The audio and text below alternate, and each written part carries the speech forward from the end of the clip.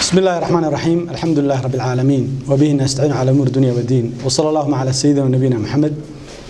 ما أنت وحنا ديوكي أني حسبي أهان إن نكهذ الله حالة جودة ذلك لو إذا أجنو درينك موادرين تقبان يدروفه ده أنو كتشوابنا أما كهذ الله وحكني راهنو وحي نجيج جدبون ظروف تعدلكم مريو وحيالها ضيعمي iyo hadda maanta halka la joogo inaan wax ka niraahno sida ogtihiin madaxweynaha maalintii loo dhaariyay xukunka ee uu talada dalka la wareegay ilaa maanta wax mashruuc ah oo aynu ishu qabato oo macna leh oo bulshadu isheedu soo jiidato oo hankeeda kor u qaada oo himiladii ka jawaaba umadu lahayd kuma hayno waxay sheegtaan wax la yiraahdo shaqo qaran oo ah in la tababaro ciidan la geliyo dadka ardayda ciidan la geliyo ma baxuma in la tababara laakiin inta la tababaraya sanad walba 20 baa ka soo baxay ma 100 kun oo askari u baahan yahay mise 100 kun oo shaqeeyo dalku u baahan yahay 100 kun oo askari dabcan waa loo baahan yahay markay noqoto difaac ee baahidaas jirto laakiin gaajada iyo busaaradda iyo duruufaha ku xeeran ayaa u baahan in laga jawaabo maanta alxamdulillah ciidan waa inoo dhisan yahay wuxuu u baahan yahay xoojin wuxuu u baahan yahay taageero moraalkooda kor loo qaado ilaa maanta kuwii joogay iska daa kuwa kale oo la dhiso shilin looma kordhin ilaa maanta markuu ilaa maanta dalka yimi ilaa maanta $1 looma kordhin waxaana ay haydin kuwa jooga la daryeelo duruuftooda dhaqaale iyo noloshooda iyo aqoontooda iyo waxbarashada carruurtooda maanta focuska la saaray bay ahayd waxa muuqatay inaan hal mashruuc oo kale oo ay tilmaamaan ama uu aad u yar yahay waa arkayseen madaxweynaha oo baxay waxa weeye gobolada oo aanay dhicin wax mashaariic oo la furo oo meesha laga shaqeeyo because waxa lama qaban wixii madaxweynaha waxa waqtiga kaga dhamaaday muran iyo garnaqsi baa waqtiga kaga dhamaaday 3 sanadood buu dhameystay kii afraad baa la gelaya hadda waxaana waqtiga ku dhamaaday muran iyo garnaqsi waxa ogtihiin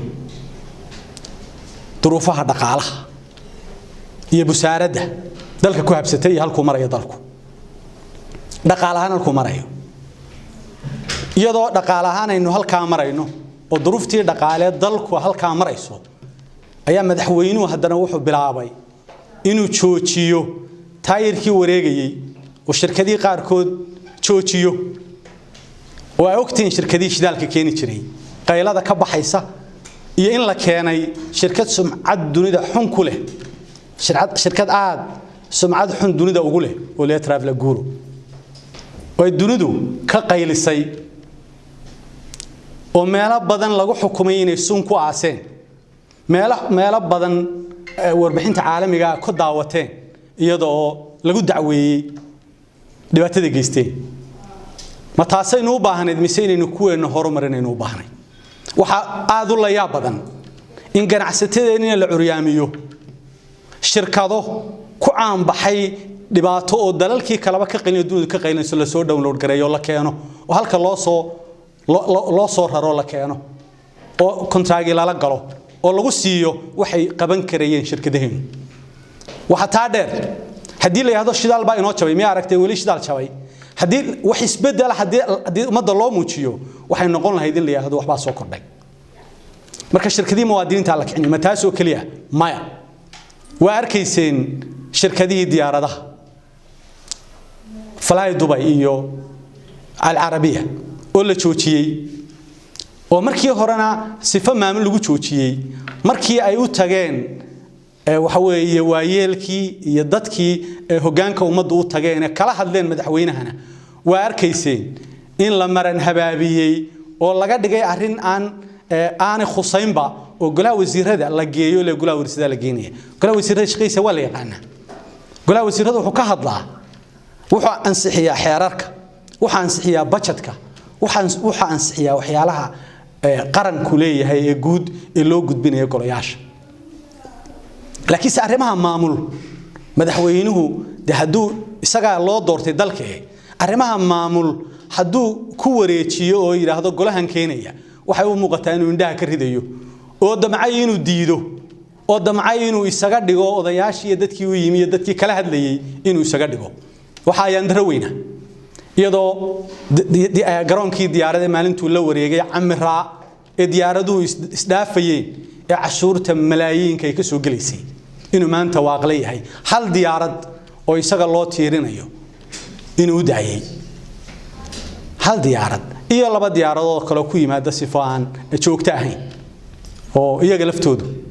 aaneen wali joogta ahayn waxaanaynu ogtiin duruufta Soomaaliland halkaynu marayno waxaynu u baahnayn inaynu dunida ku xidhanno ee dunida inaynu ka go'noomayna baahnayn diyaaraduna waa waxyaalihii dunida inagu xidhayay waa waxyaalihii dunida inagu xidhayay waa meelahaynu dunida kala macaamilin waliba markay noqoto diyaarada caalami ah oo dalaleeyihiin waxa runtii aniga aan uga baahaynin dadka reer Soomaaliya oo aan cadaawad u sheegaynin haddana tartanku bini'aadanku ka dhaxayaayo waxa runtii guul darro weyna in madaarkeena ka yahay muqdishona maanta uu ka dego 390 diyaaradood maalin walba ay ka degaan hadda u fiirso 390 diyaaradood inay maalin walba ka degaan oo ay ku jiraan qaar international ah oo Turkish Committee Airways oo Committee Ethiopia Airline oo Committee Qatar Airline oo Committee the you name it yani 93 diyaarood marka waliba laga tago diyaaradaha UN ta iyo EU da gaarka u yimaada marka waxa muuqata in madaxweynuhu dalkii handaraabkii uu sheegay ula badheeray oo uu dibad iyo gudaba ugu talagalay inuu maalinba meel soo xidho waa aragteen aqoonyahankii soo saaray in 3,000 oo meheradood wax ka badan istaageen waxa istaagay waa muwaadiniinta dalka shaqadoodii iyo dhaqaalahoodii ba istaagay waxay u muuqataa kelmadii carabiga ee loo jeedo jawca kalbak liyatba'ak gaajaysi dadku ku raacay waxaan leenahay war dadku gaajo kugu raaci maayo way soo mareen duruufatan ka adag waanay u soo adkaysteen waanay ka gudbayaan kuwii ku doortay sidii nabi kumay rumayn maantaba waa xor codkooda hadaad wax ugu qaban weydo kuwa kale reer wadani iyo xisbiyada mucaaradka ah ee aan ku dooranina maantaba kugulama joogaan xurmo kuguma qabaan soo dhaweyn waxa in badan waxa dhigta dadka ka badatay war dalka midee madaxweyne waa sidan ka daa waa arkayseen guurtigii ahayd mageynada ee ugu tagtay madaxtooyada ee jawaabtu noqotay garnaqsi iyo maya iyo ixtiraam darrada ee hadalkoodu hadalkii taariikhda galay ee Suldaan Xirsiqani Maxamed Xirsiqani uu yiri hadaynu aqligii dawladda ku kala bixi weynay aan aqligeena ku kala baxno waa ayaan darro weyn hadii aqligii dawladdu umada kala saari waayo hadii aqligii umada uu hagi waayo hadii aqligii dawladdu umada hagi waxa dadka horyaalka ama hogaanka loo doortaa oo umada loo hor keenaa inay umada hagaan oo hogaamiyaan waxa la yaab leh oo aad u la yaab leh in muwaadiniin maalin walba noocaasa qaar baa hadlay waa arkayseen 45 waxa weeye agencies ama travel agencies tigirada goyn jiray ayaa qaylinayay maalin dhaweed hadlayay waxa ka hadlayeen xafiisyada la xiray dareenka dawladdu uma soo jeedo kuwa xidhmaya uma soo jeedo dhaqaalaha hoos u dhacay uma soo jeedo waxa ogtiin dunida dhaqaalaha xukuumaddu ama dhaqaalaha dawladdu waa dhaqaalaha wareejiya ma dhaqaalaha dawladdu kama badna dhaqaalaha shacbi dhaqaalaha bulshada badan laakiin si dhaqaalaha waxa wareejiya oo taayirka dhaqaajiya dhaqaalaha dawladda waa waxa dawladnimada loo sameystay ayaa taayirka dhaqaajiya circulation ki dhaqaalo ama wareegii dhaqaale sameeya waxaad ka qiyaas karaysaa inta dakhli ahaan ina soo gashay guud ahaan iyo budgetkeena ka qiyaas karaysaa 1 billion iyo siyaada lagu tilmaamaa waxaana dakhligeenu dhowr boqol kun bukaya 300 milyan baan u jeedaa ayuu ka yahay 3 laab ama 4 laab dhaqaali bulshada ee uu wareejin lahaa waa la curyaamiyo waa ta albaab walba dib loo xidhay marka waxa muuqata madaxweynuhu talaabada labaad ee uga gudbay hadda waa arkayseen safarkii Boorame safarka burco uga gudbayna waa muuqata labadaba waxa muuqata markuu dadku diiday in dadkii ama la karbaasho oo xalay naloo soo sheegay qaar lagu garaacay shir la leeyahay ka hortaga madaxweynaha war dadka ma gala hudheelka ma khasab kaga hortagaba dadka kasbada ha khasbina oo dadka lagu leeynayo madaxweynaha soo dhaweey laga daayo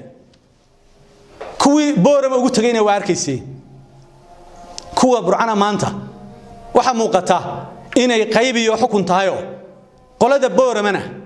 waxa muuqatay in saylici iyo meeshu ka soo jeeday la yiri waa laga guuray meel kale loo guuray waa si dadka shicibka madax la isugu geliyo iminkana waxa muuqata burco in la leeyahay kuwii codeeyay waa laga guuro kuwa kale laga guuro caawana madaxweynuhu oo weyn u hoynaya because qolada looma baahna ma aha in qolada loo tagay wax loo qabanay ama anagoon ka xunahay laakiin si qolana wax loo qaban maaye waa in iyaga la isku garaaco waa qayb iyo xukun waa iyaga madaxyadooda isku garaac waxaanu leenahay ummadda ma dhaqdo kaama geedo waxa ka weyn baa leedii sugayay barnaamijkiini meel allaaleeya meeshii la taabto bulshada u soo bandhigteen sidoo u dhan yahay meel allaaleeya meeshii la taabtaa waa boog iyo meel aan wax laga qaban waxa ummadda u sheegteen codka kaga qaadateen waa social contract waa heshiis bulsho waxa bulshada codka kaga qaadateen waxa muuqata inaan waxba laga qaban laakiin iminka iyaga la doonay la iska horkeeno waxaanu leenahay shacabka reer Soomaaliland taa uu ka koran yahay uu ka koray uu ka ilbaxay halka maanta ma joogo waxaanu ugu baaqaynaa inay yani midnimadooda ilaashadaan dhabar adeegaan sugaan insha Allah ta'ala maalmo oo can iyo mustaqbal kan ka fiican baa la gaari doona insha Allah ta'ala waxaanu xisbi ahaan u sheegaynaa bulshada in aanu soo wadno barnaamijkeega wali baanu casriyeynay inaanu soo wadno baaris aanu sameeynay oo aanu dalka musuqmaasuq haday tahay iyo haday tahay wax weeye dhaqaale xumo iyo haday tahay dhibaato jirto oo dhan aanu soo taaban doono xabad isu dul taagi doono ayaanu soo wadnaa waxaanu leenahay adkaysta waxaanu leenahay naga dhursuga waanu buuxinaynaa kaalinta doonaysaan dadka inta badan ku baaqaya mucaaradkiisa oo hadla waanu buuxinaynaa waxaanu sugaynay oo ka dhursugaynay inaan la oran waa ku degdegteeni aanu ayaama jaanisiino oo eegno inay ummadda wax u qabtaan laana waxay ahayd ujeedada xisbigu in ummadda wax loo qabto taasaanu ka dhursugaynay waxa muuqata taa in maanta lagu hungoobay oo aanay maanta meesha oolin waxaanu insha Allah ta'ala jawaab ka bixin doonaa oo jawaab xisbi ahaan iyo mucaarad ahaan ka bixin doonaa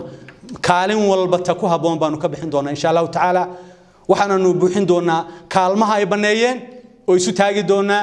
hadii Allah wada la ogolaado waxaanu leenahay cid walba u dhabaradayga iyagana waxaanu leenahay waar ku soo noqda waa qarda jeex wadadii waa ka baydheen ku soo noqda wadada oo dalka haadaan ha ka tuurina